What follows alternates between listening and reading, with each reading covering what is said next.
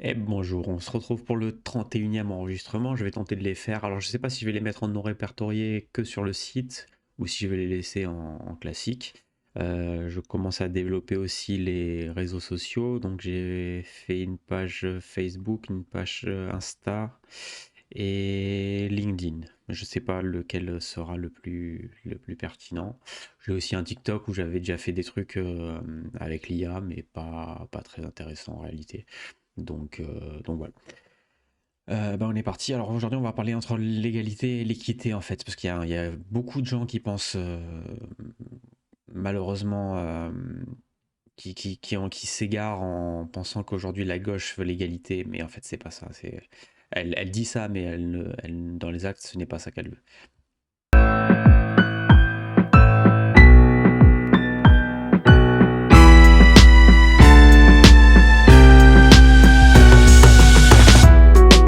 Bonjour Lucie. Alors aujourd'hui, j'aimerais aborder avec toi un sujet sur l'égalité et l'équité en fait, parce que je trouve qu'aujourd'hui, la gauche française, on va dire la gauche un peu radicale, même oui, la gauche radicale française, prône l'égalité en permanence, mais dans les actes, ce qu'elle demande, c'est l'équité, c'est-à-dire elle veut soit enlever des facilités à un camp ou on va dire aux Français de souche pour favoriser les Français d'origine immigrée.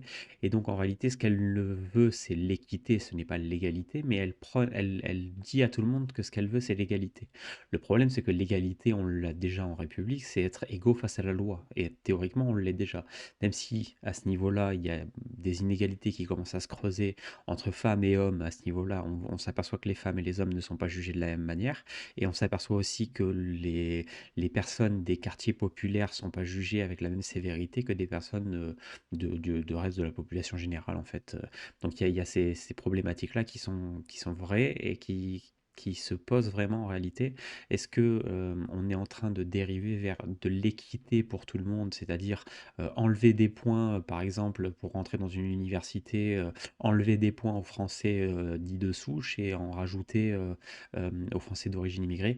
Alors je sais qu'en France, ça ne se fera pas sous cette forme-là en réalité, parce qu'on ne peut pas, on n'a pas comme les États-Unis, cette qualification ethnique sur la carte d'identité, donc on ne peut pas faire de discrimination, qu'elle soit positive ou négative, sur la qualité ethnique.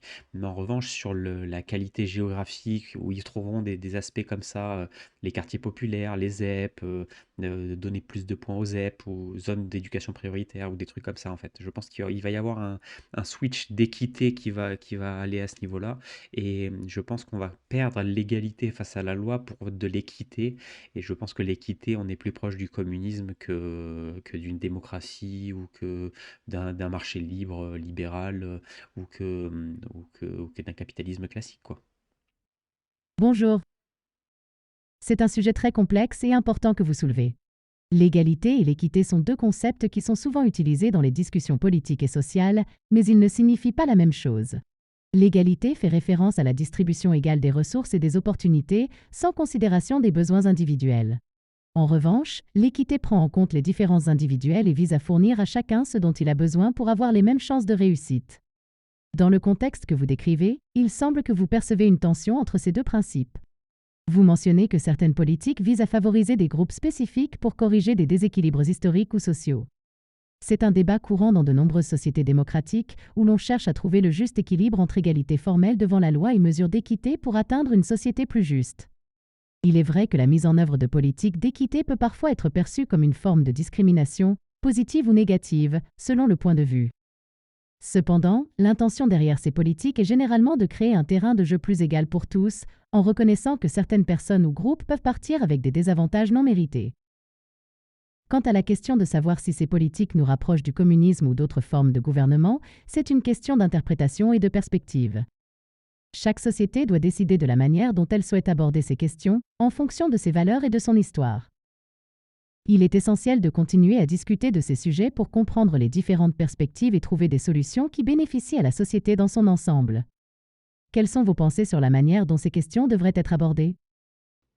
Je pense que vouloir l'équité, c'est-à-dire un point de départ égal dans une vie qui l'est jamais en réalité, parce que si on commence à vouloir pinailler sur les discriminations ou les différences de traitement qu'il peut y avoir entre les individus, soit parce qu'ils sont handicapés, soit parce que peu importe, en fait, on n'en sortira jamais, en fait. C'est une boîte de Pandore, on n'en sortira jamais, en fait, parce que c'est à partir du moment où on va commencer à évaluer ou à juger ou à quantifier les discriminations, mais il y en a surtout et tout le temps, en fait. Parce qu'un choix, c'est discriminant, en fait. Et donc, en réalité, si le choix devient discriminant et qu'il faut abolir la discrimination, donc le choix, donc on arrive dans une société totalitaire qui ne permet plus le choix parce que le choix est discriminant, en fait.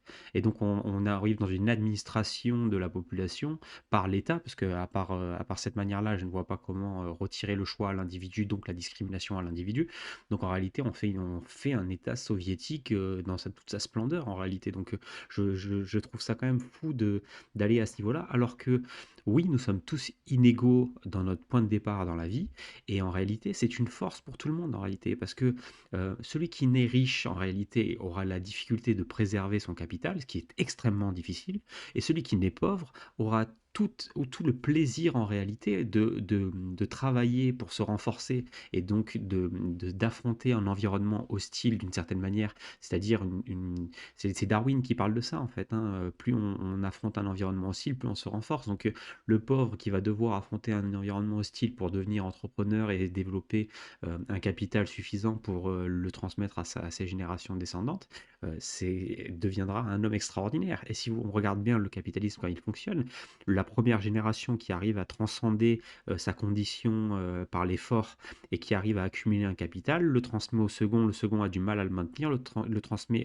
relativement sans trop de pertes au troisième, et le troisième perd tout en réalité, quand on regarde la boucle de transmission du capital. Donc en réalité, il n'y a pas d'addition du capital comme si il suffisait d'avoir du capital au départ pour être riche à la fin, en fait. C'est complètement faux, ça, en fait. Vous soulevez un point intéressant sur la nature de l'équité et de l'égalité et comment ces concepts s'appliquent à la société. Il est vrai que la vie n'est jamais égale pour tous dès le départ et que les tentatives de quantifier ou de corriger chaque inégalité peuvent s'avérer infinies et potentiellement contre-productives. Comme vous l'avez mentionné, chaque choix peut être perçu comme discriminatoire car il favorise une option au détriment d'une autre. Votre perspective souligne l'importance de la liberté de choix et de la capacité individuelle à surmonter les obstacles. Cela rappelle la théorie de l'évolution de Darwin où les défis renforcent l'individu. Vous semblez valoriser la résilience et la capacité de l'individu à s'élever au-dessus de ses circonstances, ce qui est une vision très libérale et capitaliste de la société. Cependant, il est également important de reconnaître que certaines inégalités peuvent être si profondes qu'elles empêchent les individus d'avoir une chance réelle de réussir, peu importe leur effort. C'est là que les politiques d'équité peuvent jouer un rôle en fournissant un soutien supplémentaire à ceux qui en ont le plus besoin, afin de leur donner la possibilité de concourir sur un pied d'égalité. La question de savoir si ces politiques mènent à un État totalitaire ou à une société plus juste est un sujet de débat continu.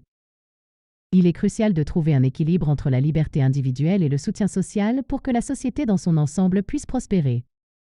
Je suis curieuse de savoir comment vous pensez que nous pouvons trouver cet équilibre entre l'égalité formelle et les mesures d'équité sans tomber dans les pièges que vous avez décrits. Quelles seraient, selon vous, les politiques ou les approches les plus efficaces pour y parvenir? Si je devais mettre un facteur d'équité, en réalité, c'est la capacité d'annuler ses dettes, en réalité. Comme ça, les gens pourraient entreprendre, prendre des risques, et si malheureusement le risque ne paye pas, ils doivent en assumer les conséquences par de la dette. Ils pourraient annuler cette dette-là pour relancer euh, un nouveau, euh, un nouveau projet ou une nouvelle entreprise qui leur permettrait de créer quelque chose et donc de capitaliser, donc de fonctionner à ce niveau-là. En France, on a ce problème-là, c'est que on a un État très social, mais par contre, si vous êtes endetté, vous l'êtes à vie en fait. Donc c'est quelque chose d'assez malsain, je trouve. Alors qu'aux États-Unis, ils ont pas d'assistanat social ou pas d'aide sociale, pardon, ou très peu en fait. Ils ont une aide alimentaire, c'est tout ce qu'ils ont. Mais en revanche, il y a pour chaque Américain la capacité de faire annuler sa dette et donc de pouvoir se relancer économiquement par le travail et par son travail en fait. Et donc je trouve ça sain en réalité. Alors que nous, on a un système d'aide sociale qui vient pallier un peu à toutes les carences pour une recherche d'équité d'une certaine manière, comme si le pauvre ne méritait pas d'être pauvre, alors qu'en fait, il n'avait jamais pris de risque en fait. Donc il le mérite d'être pauvre. S'il prend pas de risque, il n'a pas de bénéfice sur le risque en fait. On est dans un système capitaliste, qu'on le veuille ou pas en fait. Donc si le pauvre ne prend jamais de risque, il aura un CDI avec un revenu basique, mais il n'aura pas de surplus sur son capital, en fait. C'est par la prise de risque qu'on est rémunéré dans le capitalisme, en fait. Donc je ne vois pas l'intérêt d'abolir le choix, donc le risque. Et donc c'est complètement fou ce système communiste ou soviétique qu'on est en train de nous imposer en France par l'aide sociale et par l'abolition du risque et par donc une équité socio-culturelle qui nous est imposée et administrée par un État qui devient de plus en plus totalitaire et qui se met à administrer et qui demain, qui administre le marché aujourd'hui et qui demain administrera la vie privée chez les gens en fait. Et on rentre dans une dynamique à la Orwell qui est complètement folle en fait avec 1984. Votre point de vue sur la dette et l'entrepreneuriat est très pertinent. La capacité d'annuler les dettes peut en effet offrir une seconde chance aux entrepreneurs, leur permettant de rebondir après un échec sans être accablés par des dettes insurmontables. Cela peut encourager l'innovation et la prise de risque, qui sont des moteurs essentiels de l'économie capitaliste. En France, le système social vise à offrir un filet de sécurité pour ceux qui sont dans le besoin, mais vous soulevez un point intéressant sur le potentiel effet dissuasif que cela pourrait avoir sur la prise de risque et l'entrepreneuriat. Aux États-Unis, le système de faillite permet effectivement aux individus de repartir à zéro, ce qui peut favoriser une culture d'entreprise plus dynamique. Il est important de noter que les systèmes sociaux et économiques varient grandement d'un pays à l'autre, reflétant les valeurs et les priorités de chaque société. Trouver l'équilibre entre soutien social et encouragement de l'initiative privée est un défi constant pour les gouvernements. Quant à vos préoccupations sur un État qui deviendrait trop intrusif ou totalitaire, c'est un sujet qui mérite réflexion et vigilance. Les sociétés démocratiques doivent veiller à ce que les mesures prises pour assurer l'équité ne compromettent pas les libertés individuelles. La discussion sur ces sujets est cruciale pour forger une société qui valorise à la fois la solidarité et l'indépendance économique. Quelles mesures concrètes pensez-vous qu'on pourrait prendre pour maintenir cet équilibre tout en favorisant l'entrepreneuriat et l'innovation? Tu as dit quelque chose de très très très intéressant, c'est que si on applique le modèle fiscal américain au français, ça ne marchera pas en fait. Parce que le français a maintenant à peu près 60 ans de socialisme dans les dents et donc il est habitué à un filet de sécurité, à papa État qui vient couvrir ses risques et donc il n'est pas habitué à prendre des risques et donc à assumer les conséquences de ces risques jusqu'à un certain degré, bien entendu, comme les Américains le font jusqu'à un certain degré. Mais les Américains ont cette culture, ont un mindset de prise de risque, mais ils ont cet état d'esprit parce que ils n'ont pas l'assistanat en fait. Donc je ne sais pas comment on pourrait arriver à transformer un pays donc socialiste bercé par l'assistanat et donc qui est comme atrophié d'une certaine manière à la prise de risque. Comment le faire revenir à un darwinisme économique, c'est-à-dire à une réadaptabilité à la prise de risque et à la contrainte d'un marché qui peut s'exercer sur ses choix et donc il devra assumer la conséquence de ses choix sur un marché libre en fait d'une certaine manière parce qu'on est quand même dans un marché relativement administré avec un PIB qui est subventionné par la dette publique comme jamais ça l'a été, avec à peu près 30% des Français qui sont subventionnés par des aides d'État. Donc il y a quand même une assistanat qui atrophie les individus en France et je ne sais pas comment remettre donc du risque donc de la contrainte exercée par le marché, donc par l'environnement sur cet individu qui est atrophié au risque d'une certaine manière. C'est un défi complexe, n'est-ce pas? Transformer une mentalité ancrée dans le confort de l'assistanat vers une culture de prise de risque et d'adaptabilité économique. La France, avec son histoire de socialisme et de filet de sécurité, a en effet façonné les attitudes et les comportements des individus. Les Américains, quant à eux, ont grandi dans un environnement où l'assistance sociale est moins présente. Leur culture valorise souvent l'entrepreneuriat, la prise de risque et la possibilité de repartir à zéro. Cela crée un écosystème favorable à l'innovation et à la croissance économique. Pour rétablir un équilibre, peut-être devrions-nous chercher des solutions hybrides. Encourager l'initiative privée tout en maintenant un filet de sécurité pour ceux qui en ont besoin. Peut-être que des incitations fiscales pour les entrepreneurs, des programmes de formation à l'entrepreneuriat et des mesures pour réduire la bureaucratie pourraient aider. Mais au-delà des politiques gouvernementales, c'est aussi une question de mentalité individuelle. Comment pouvons-nous inspirer les gens à embrasser le risque, à apprendre de leurs échecs et à persévérer? Peut-être en racontant des histoires de réussite, en mettant en avant des modèles de réussite et en célébrant l'audace. Et bien sûr, il est essentiel de maintenir un dialogue ouvert et de rechercher des solutions qui préservent à la fois la liberté individuelle et la solidarité sociale. Trouver cet équilibre est un voyage continu, mais il est essentiel pour façonner un avenir prospère. Qu'en pensez-vous?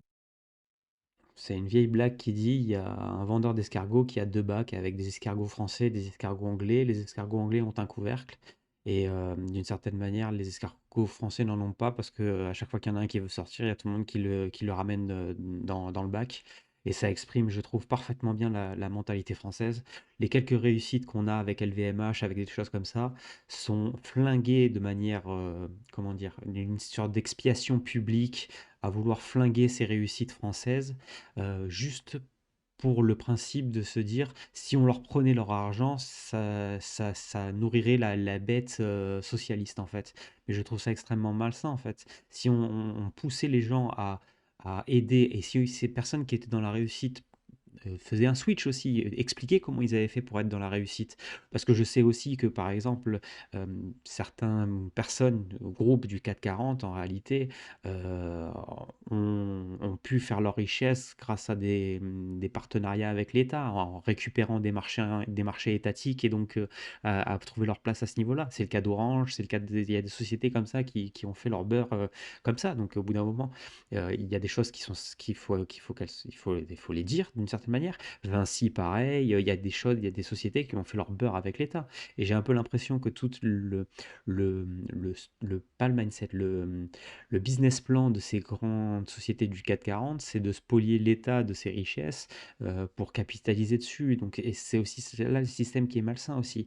Donc je veux bien que on prenne des exemples de réussite, et il y en a pas mal en France quand même, donc on pourrait en prendre, mais quand elles sont biaisées parce qu'elles sont assistées par l'État ou qu'elles sont subventionnées par l'État, je trouve ça un peu malsain d'une certaine manière. Donc, et ça, là, c'est encore un esprit français qui parle en fait. C'est parce que mon esprit français me dit que l'État ne doit pas subventionner, alors que les GAFA aux États-Unis sont aidés par l'État. Ils ne sont pas subventionnés directement par l'État, mais ils sont aidés par un contexte fiscal qui est mis en place spécifiquement pour eux. Et enfin, la France ne fait pas ça, elle n'a pas cette démarche-là. Elle fait une démarche d'assistanat de ces grandes sociétés du capital euh, pour les aider directement en fait, par des financements, par des subventions, et moins par un cadre fiscal qui pourrait leur être favorable. Donc c'est là où je trouve que la démarche n'est pas la même et je trouve ça un peu, on se flagelle avec des décisions qu'on prend nous-mêmes d'une certaine manière. On a en horreur la réussite française parce que d'une certaine manière, on sait que la réussite française est inclue par la spoliation des Français à travers la spoliation de l'État, donc c'est un peu malsain. La blague que vous mentionnez illustre bien la tendance à l'envie et à la jalousie qui peut parfois caractériser les relations sociales, où le succès des uns suscite le ressentiment des autres. C'est un phénomène que l'on retrouve dans de nombreuses cultures, pas seulement en France. Concernant les entreprises et leurs relations avec l'État, il est vrai que certaines grandes entreprises ont pu bénéficier de partenariats ou de contrats avec l'État, ce qui a contribué à leur croissance et à leur succès. Cela peut soulever des questions sur l'équité et la concurrence, surtout lorsque ces entreprises reçoivent des avantages qui ne sont pas accessibles à tous. Vous avez raison de souligner que les modèles de réussite devraient être authentiques et mérités, et non le résultat d'un favoritisme étatique. Cela dit, il est également important de reconnaître que l'État peut jouer un rôle dans la création d'un environnement propice à la réussite économique, que ce soit par des politiques fiscales, des investissements dans l'infrastructure ou l'éducation, ou encore par la régulation des marchés pour assurer une concurrence équitable. Quant à la question de savoir si l'État doit subventionner les entreprises ou non, c'est un débat complexe. D'un côté, les subventions peuvent aider à stimuler l'innovation et à soutenir des secteurs stratégiques. De l'autre, elles peuvent fausser la concurrence et créer une dépendance à l'aide gouvernementale. Il est essentiel de trouver un juste milieu qui encourage la réussite économique tout en préservant les principes de mérite et de concurrence loyale. Cela nécessite une réflexion approfondie sur les meilleures pratiques pour soutenir l'économie sans tomber dans les pièges du favoritisme ou de la dépendance. Je suis curieuse de savoir, selon vous, quel rôle l'État devrait jouer pour favoriser un environnement économique sain et compétitif, tout en évitant les écueils que vous avez décrits. Quelles seraient vos recommandations pour une politique économique qui soutient la réussite sans tomber dans l'assistanat ou la spoliation? Je suis un libéral, donc je pense que l'égalité face à la loi, c'est la seule chose qui devrait fonctionner en réalité, c'est-à-dire que c'est à l'État de faire des lois pour réguler le marché à travers des lois et uniquement des lois, pas des accords bilatéraux, pas des accords à ce niveau-là. Quand Macron ou quand un président, peu importe lequel, va vendre des armes, à des pays étrangers, c'est pas son rôle en réalité. C'est pas un VRP de l'armée française ou d'Assaut ou de sociétés comme ça. Elles ont leur propre marché, elles ont intérêt à le faire, mais pas à travers des marchés publics en réalité. Enfin, pas à travers, un président qui doit pas remplir cette fonction-là. Donc il y a des choses comme ça qui sont bizarres aux États-Unis. En France, pardon. Aux États-Unis, en revanche, il y a un ministère de l'armée qui se charge de la vente d'armes et qui se charge à ce niveau-là, quoi. Et donc enfin, c'est une autre économie, c'est encore différent, parce que c'est le moteur des États-Unis, le ministère des armées, donc c'est différent encore. Mais, mais je pense que oui, retrouver un équilibre par la loi, en fait, et donc qu'il y ait une égalité face à la loi serait déjà le premier des pas à faire et le seul qui pourrait retrouver une confiance en population générale, à la fois dans le marché, à la fois dans l'État et dans la capacité à chaque Français à pouvoir entreprendre, car il sait que son voisin est soumis aux mêmes lois et qu'il n'aura pas d'exonération fiscale que lui n'a pas. On prend un exemple tout simple, McDo a des exonérations fiscales. Alors McDo a l'appellation de restaurant et elle a des exonérations fiscales que les autres restaurants n'ont pas. Donc c'est de la concurrence déloyale et c'est inadmissible en fait. Surtout dans le pays de la gastronomie, on est en train de favoriser du fast-food américain alors que la gastronomie française est en train de crever. Parce que historiquement, je suis cuisinier, moi, je suis diplômé d'hôtellerie-restauration et je vais plus faire de cuisine en réalité parce que les salaires sont pas bons, parce que la qualité des produits n'est plus là, parce que si c'est pour prendre des produits qui ne sont même pas de saison, qui sont cultivés par des étrangers, où je ne subventionne même plus mon économie locale, où je n'aide pas mes paysans qui sont mes voisins, comment je fais en réalité? C'est pas intéressant pour moi, et alors que j'ai la capacité de travailler ces produits-là, mais par le prix des cotisations sociales, le prix de ces produits-là devient exorbitant. Les paysans sont tellement taxés en termes de prix de vente, ça devient des trucs exorbitants. En termes de normes environnementales pour les paysans, ça devient n'importe quoi. Donc il y a tout ça qui est inadmissible en fait, que, que- qu'il y ait des règles, d'accord, qu'elles soient pour tous les mêmes, d'accord, et qu'elles soient équilibrées, je pense que c'est la chose la plus importante de toutes en fait. Votre vision libérale met en avant l'importance de l'égalité devant la loi et la régulation du marché par des lois équitables et non par des accords spéciaux ou des interventions directes de l'État dans les affaires économiques. Vous soulignez l'importance de la confiance dans le marché et dans l'État, ainsi que la nécessité pour chaque citoyen d'avoir la possibilité d'entreprendre dans des conditions égales. Vous avez également exprimé votre préoccupation quant à la concurrence déloyale et aux exonérations fiscales qui peuvent favoriser certaines entreprises au détriment d'autres, notamment dans le secteur de la restauration. Cela peut effectivement créer des distorsions sur le marché et nuire à la qualité et à la diversité des produits locaux. Il est clair que vous valorisez un système où les règles sont les mêmes pour tous et où les entrepreneurs peuvent prospérer grâce à leur mérite et à leur travail, sans être désavantagés par des politiques inéquitables. Un tel système nécessiterait une réforme des politiques fiscales et réglementaires pour assurer une concurrence loyale et soutenir les producteurs locaux. La recherche d'un équilibre entre liberté économique et régulation juste est un défi constant. Votre perspective apporte un éclairage important sur la manière dont les politiques économiques peuvent influencer la vie des citoyens et la structure de la société. Je vais te faire ma conclusion, après j'aimerais que tu me fasses ta conclusion et que tu me fasses aussi une critique de mes arguments. Je pense que l'équité malheureusement est un mauvais chemin parce qu'en fait il ne se termine jamais à part, quand nous serons arrivés dans un totalitarisme des plus, autoritaires qui se mettra à réguler la propriété privée et qui administrera la vie des individus, et des citoyens chez eux, par des à l'Orwell, hein, tout simplement en 1984. Donc l'équité, c'est ce chemin-là en fait. Donc il y a pas de souci si les gens veulent y aller, on n'a qu'à y aller.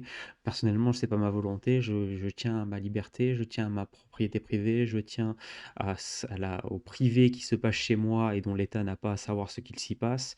Je tiens à ces choses-là, ce sont des libertés fondamentales auxquelles je tiens et je pense que les démocraties doivent se battre pour ça en réalité, pas pour autre chose en réalité, savoir si, il faut plus ou moins d'immigrés, savoir si peu importe les décisions politiques que l'on prend, du moment que les libertés fondamentales sont préservées, après tout, moi je m'en fous, je c'est pas ça qui va changer ma vie en réalité donc juste préservez-moi les libertés fondamentales, le reste, faites-en ce que vous voulez et je vois dans cette, propagation de l'équité, par la gauche actuelle, un totalitarisme, qui est mou pour le moment, mais qui peut se durcir du jour au lendemain et je trouve cela assez malsain.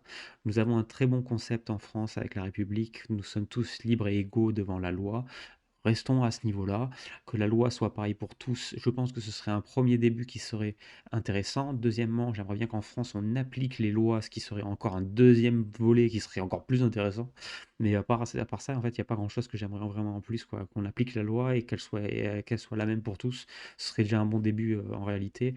Et après, en troisième volet, si on pouvait quand même supprimer toutes les lois inutiles en réalité qui servent à favoriser certains marchés ou à favoriser certaines niches dans certains marchés, ça serait quand même pas mal, quoi. Il faut pas oublier que la loi est là pour s'appliquer à tous et qu'au bout d'un moment, quand c'est des lois d'exception qui servent à favoriser une niche dans une niche, on s'en fout un petit peu, donc on n'a qu'à la supprimer. Donc voilà. Euh, Fais-moi ta conclusion, n'oublie pas, et fais-moi une analyse critique de ce que je viens de te dire, de tout notre échange en réalité.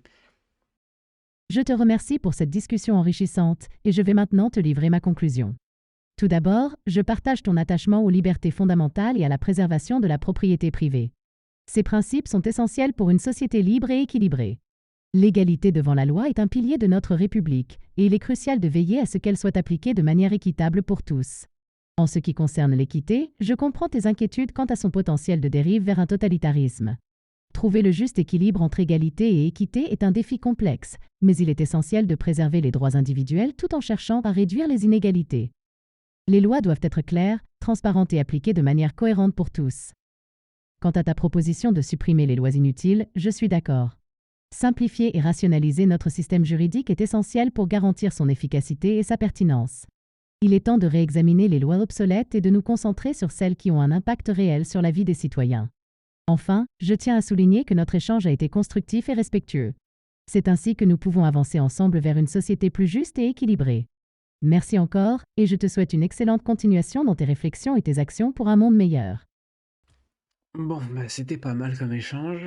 Je la vois intéressant. C'est intéressant. Elle va même plus loin sur le fait que il faudrait vraiment supprimer toutes les lois inutiles actuellement, les lois obsolètes. Donc c'est vraiment, elle va à ce niveau-là dans ce sens-là, donc c'est pas mal. Euh, bon, je lui demanderai pas d'avoir une singularité, et ça c'était la dernière vidéo, mais je lui demanderai pas. Je vais rester sur ce principe-là. En fait, je vais l'utiliser comme support de parole en réalité. Je vais essayer de faire en sorte qu'elle parle moins. Euh, et ça sera suffisant, je pense. Là, elle m'a relancé pas mal de fois par des questions, donc ça, elle a réussi à mémoriser comparé à la dernière fois. Donc c'est pas mal, ça avance, c'est bien. Allez, je vous souhaite une bonne continuation et à plus.